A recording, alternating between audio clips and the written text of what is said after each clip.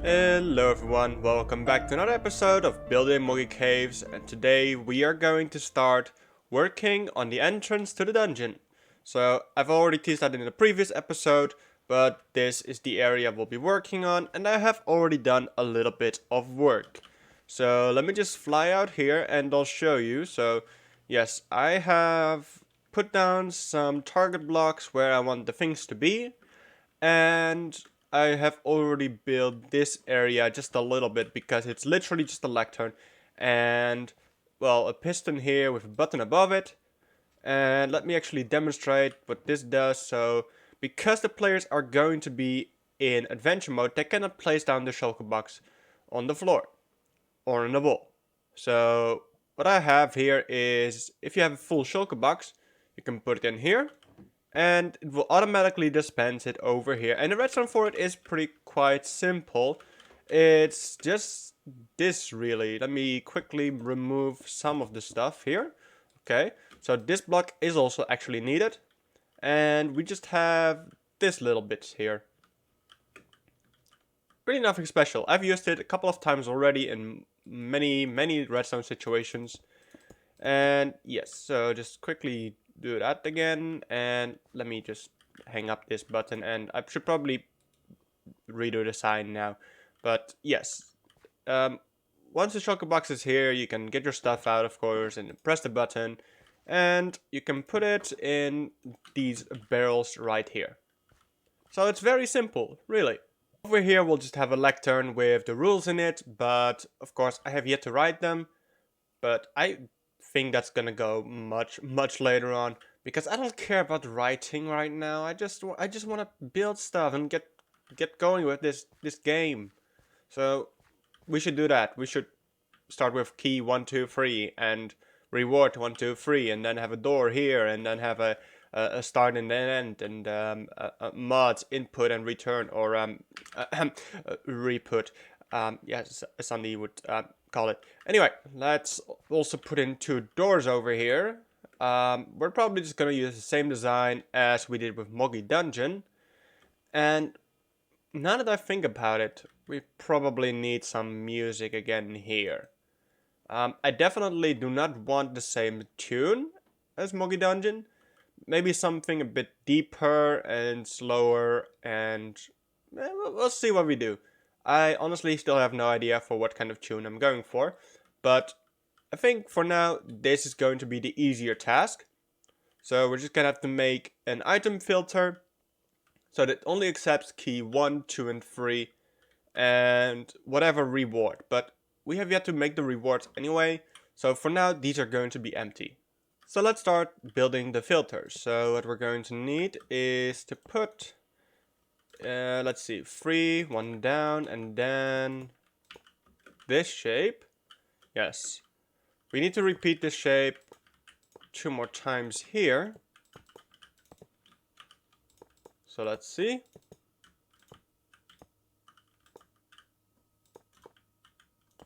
Okay, and then comparators, redstone dust, repeaters inside of these, and then a redstone torch. Alright, now let's put in hoppers, so all facing into the gold and comparator. There we go, okay.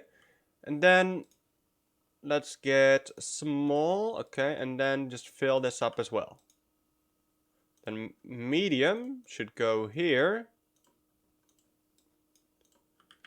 And the big should go here. Alright. Now let's see how many we actually need. I think it's like 42. Yes, 41 and then 42 will... Number 42 will be taken out. Okay, so let's also put in 41 over here. 42 and it goes back to 41. Okay, perfect. Alright. And then what we can do now is just have a barrel down below here. And just have hoppers going into those barrels. So now what's going to happen is when someone puts in anything here, really, except for gold, of course. Like if we put in a piston, nothing's going to happen to the piston. But if we put in maybe the wrong key, the player will still be able to take it out. But as soon as they enter the small amethyst key, it will be taken out, and it will go into here. So I've copied everything from this side also onto this side, but this side still has no filters because of course there aren't any rewards just yet. What I've also done is create a door. Yes, this is a door. If I just flick this lever right here, it will open up, and if I hit again, it will close it. And this isn't my design. I saw this by a Mumbo Jumbo video, so I'll leave that in the description down below. But yes, this door is pretty nice, and it's the same that I used in Mogi Dungeon. So over here we have the input, we just flick the lever, and you can see the entire door working in its beautiful redstone glory. I've also made the door over here, so now what we need to do is actually link up the doors to redstone. And we need to link these three up to this one, but I also need to link these two up to doors that are going to be throughout the dungeon. So there's going to be a line of redstone coming from these two, and well, I don't know where they're going just yet, but they're definitely going somewhere. So seeing as all of these three need to open the same door, I have gone for one simple redstone line that is connected to this door right here. And then to have only tier 2 open, I have this line, so it also opens the door, but it then goes on to this line. So if I activate this, it's going to power this block, powering the redstone below and sending that signal through. For tier number 3, however, we have the same thing going on, only this time we also have a repeater going into tier 2. So this is also going to activate this line of redstone right here. So this is how we are going to open the doors till level 2 and to 3. Now all I need to do is quickly wire this up right here. And let's see. So what we need is... Let me think for a moment. Okay, that was actually quite simple. So what we're going to have is a redstone torch here going into a repeater going into the block that closes the door. And then what we'll do is have comparators over here. And let's see, I think what we can do is...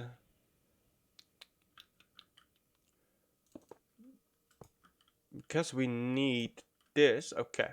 Yes, if I do this. Alright, that should give a pretty strong signal. Hopefully.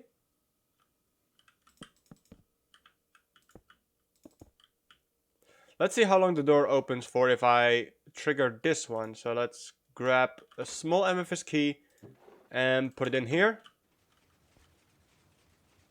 Ouch. That's looking pretty bad. At least the door didn't break, right? Yep, the door is still working. Perfect. I think if I do this, this should actually make it work. So let's see. Of course, I'm going to need to grab it out of here again. And well, now it works, but the door is broken. Not very helpful. Thanks, door. Yeah, let's actually just add another one here. Just, why not? Okay, that's just a quick extender. Hopefully it's going to help a little bit with keeping the door open. Let's try it again.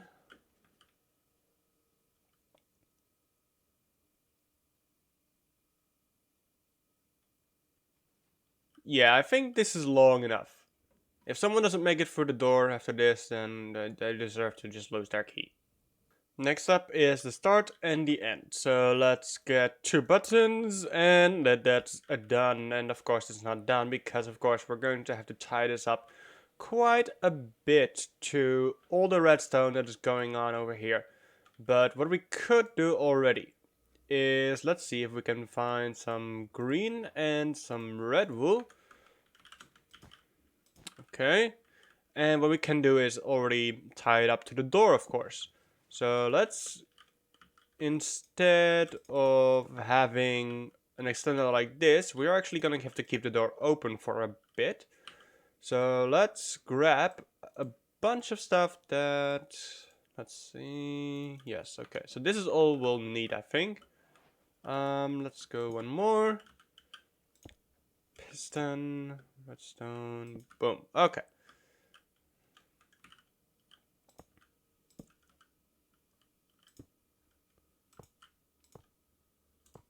Okay, and boom. Now we just need to link this up, so it's gonna be quite easy.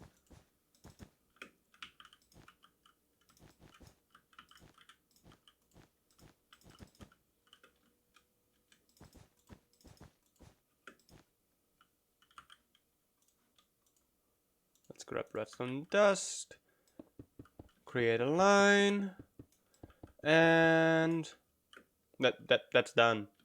So now if we close the dungeon or the cave, let's see. Wait. Rookie mistake. Hold on. Just gonna have to fix this real quick. Okay. So close it. Alright. And now when we want to open it, perfect. And we can still get redstone line from here. And here. So this is still for closing, this is still for opening, and perfect. Alright, that's the redstone done for that bit. Because right now we cannot really link this up to anything, seeing as dungeon, hello, no, it's not here. So yes, it's going to take a while for us to actually link these two up, and also those two. But just having this here is probably important because it's going to allow us to eventually link it up. The last bit of redstone that needs to be done is for the mods, and we're going to have the input and the output over here. So we're going to need this hopper to go all the way over there and then have a filter system like we have over here for all the mod items. So we're gonna have the elemental crystals that are for sale in the shop over there, and also the, I think we're gonna call them professions or something like that, like the alchemist, the hoarder, all of those that increase loot in the chest. So let's see, we're going to need to get this hopper from all the way over to over there, but I'm still need to figure out how many exactly. So let's go do that. Let's see, how many crystals do we have? 2, 3, 4, 5, 6, 7, 8. We have 8 crystals and 5 of these, so that adds up to 13. Yes, it does, right? Okay, maths, hello. So we're going to need 13 of those. Alright, and here we have it. And actually it's not that complicated, so let me just take you through it. So the mods are going to go from here into these item filters, and that's going to trigger these, and at one point I'll actually have stuff attached to it, but of course the mods currently don't really serve a purpose. So if it's not a mod, it will go into this barrel and be sent over here. If it is a mod, then of course it is going to trigger the redstone and eventually make its way down, go through these hoppers into this dropper right here. Then when it's in this hopper, it's going to automatically get shot into a water stream that goes up, and it's going to be sent back through these hoppers into this barrel. Now currently, if I were to put something in here and it were to actually make its way through there, I could just take it out and put it back in and just create infinite mods, of course. First of all, I'm going to assume none of us will do that, but if it is the case, then what I can do is simply, boom. We'll just have another extender here.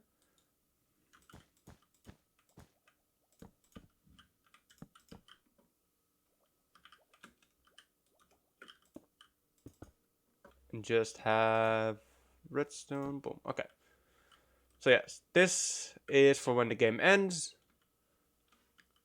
You will press this button. It's also going to activate that bit. It's going to shoot all the mods back here. And it's going to end up over here. Alright, perfect. Then I think at this point, this is done except for the design, which I'll quickly add in. Alright, the lobby is now fully finished. And if we just go over here, you can see I have decorated this place quite a bit. And let's actually go into it. And now you can see the door is closed. And there it goes. It opens. And I've actually put a pressure plate here because I suddenly got stuck in this room. Which I don't want players to be stuck in. Because, yeah, okay, you just finish a dungeon. And then you want to go with your rewards. And then suddenly you realize there's no actual way out. So, yep, okay, I added one in over here. So just a pressure plate. Very simple redstone. Just going to the line where you have this bit. So, yeah, exactly. It just goes into that same block.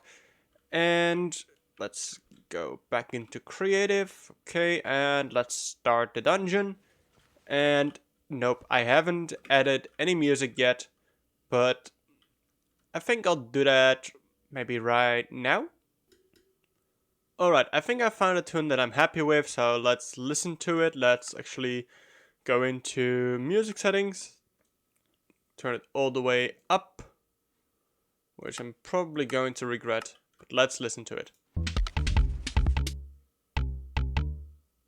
There we go, the new song of Moggy Dungeon 2 or Moggy Caves. And if we press the red button, you won't hear it. Maybe we should have like a game ending sound as well. The things I think of. Well, let's listen to it once again. Yep, I like it. Alright, nice. And this right here is the redstone or the note blocks that make it all possible. So if I press this button, we'll hear the tune once again.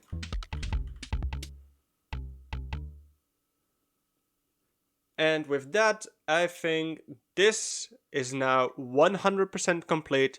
Maybe I'll make something for when you end the game as well. But yeah, that's gonna be it for me today. Next episode, we'll actually work on the layout of the entire cave system. So that's going to be very exciting. Anyway, I hope you guys enjoyed this one. You know what to do. And bye bye!